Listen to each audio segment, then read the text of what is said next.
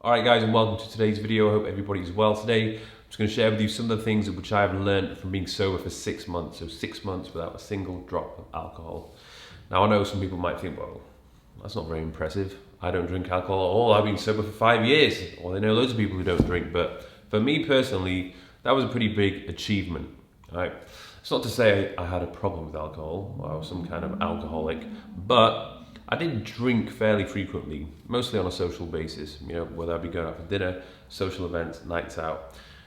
I'm a social guy and I have a lot of friends who drink, so there was a lot of times when I was going out, I was drinking. Sometimes it would just be a few drinks, but then there'd be other nights where it would be quite a lot more than a few drinks, which was happening in December and January. So I said to myself, you know what, Mike, let's cut it out, right? Let's just stop the drinking for a little bit and just see what happens. I had no intention of doing 6 months. I kind of just stopped and the time went on. And before I knew it, it was 1 month and then it was 2 months.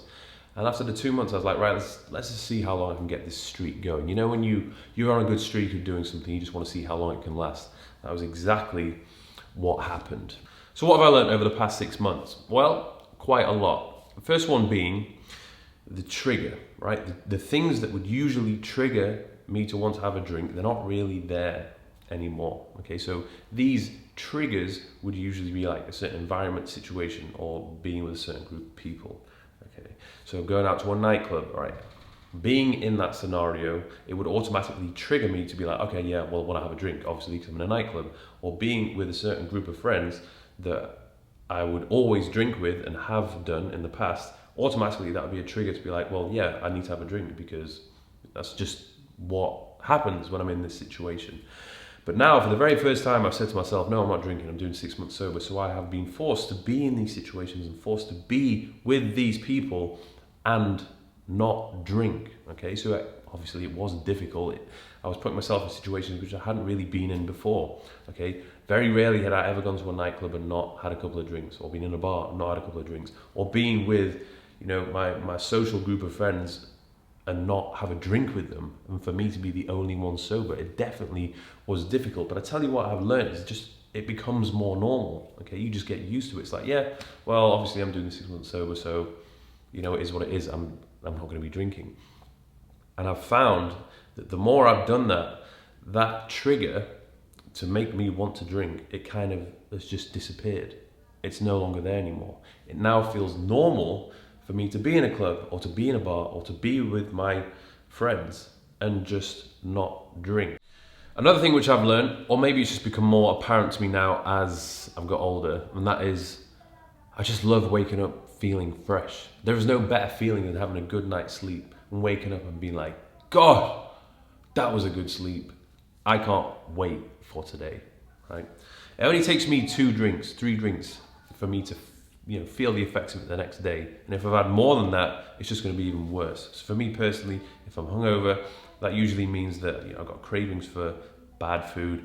I've had a bad night's sleep, so I'm going to be tired. I'm usually going to be grouchy, a little bit more depressed. I'm going to be less productive. I'm not going to be as switched on. I'm not going to be as social. I don't really want to talk to anyone, to be honest with you. And I'm usually just counting down the hours until I can go back to bed, and then hopefully the following day wake up and be a little bit more normal. For me now, I personally feel like the days are just flying by. There's not enough days in the year. All right? I've got so much going on, so much to do, so much potential in myself, and I just can't afford to write those days off and have those unproductive days. Another thing which I've noticed is that I just don't give in to peer pressure anymore. There'd be so many times in the past where if I'd said, I'm not drinking tonight, guys, I'm not drinking today, I would get so much abuse for it. Everyone would be like, Mike, don't say that, don't be boring. Come on, you gotta have a drink. Come on, don't let the team down. And I'd be like, oh, God, go on then. And then, I'll go and drink. But now when people are like that, it just happened the other day. It's happened yesterday, actually. I just said, nah, I'm not drinking today. I don't want to drink. And I would get the same thing. But oh, come on, Mike, come on, drink with the lads. I'd just be saying, no, I don't want to drink.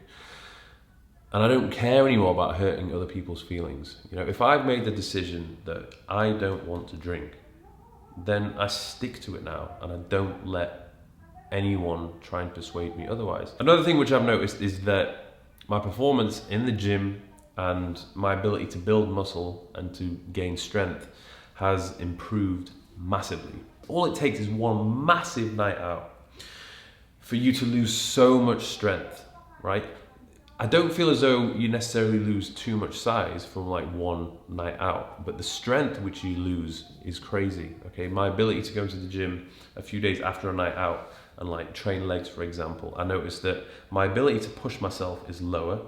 My ability to deal with being uncomfortable is almost non-existent, and that I just can't lift the weights which I was lifting the session before that big night out.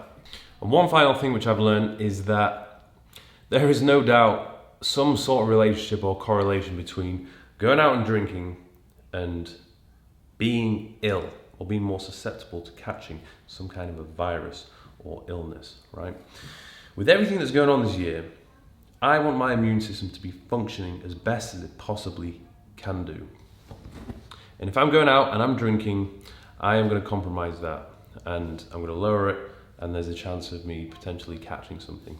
I look back to 2019 and there was certain points in that year when I was ill, and in almost every single case they came about after some sort of big night out or prolonged days of drinking, okay?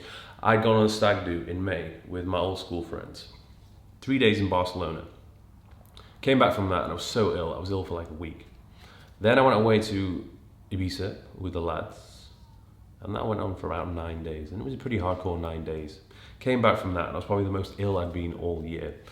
Like lying in bed, couldn't swallow, coughing, had the sweats. Took me about 2 weeks to get back to normal. And I know for a fact it wouldn't have happened if I hadn't had gone and done all of that drinking. So what does the future hold for me now that I've done those 6 months? Well, my approach to life has always been about moderation and balance. And I very rarely believe that you should completely eliminate something from your life unless it really is not great for you or doing you a lot more harm than good. Right? It's the same with food. I don't completely eliminate bad food. I do like to have naughty things from time to time. I do like to have a cheat meal. You know, it's a part of life. I like to enjoy them. Okay, but I just don't allow myself to have too much of it. Okay, and I'm going to have that same approach to drinking alcohol.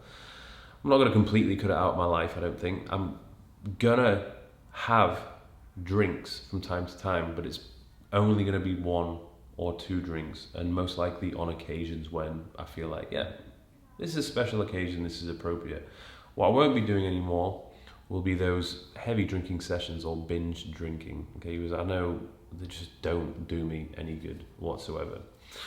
And it's funny, I had thought to myself after this 6 months was up, the day after Louis' birthday, we were all going to sort of go out and, you know, have a good time together with the guys. And everyone was drinking. And because I'd done my 6 months, I could have very easily done the same thing. But I was just like, I don't really want to drink. Yeah, I'll have 1 drink. Maybe I'll have 2 drinks. But that need for me to go and have a load of drinks like everyone else was having, I just didn't have it anymore.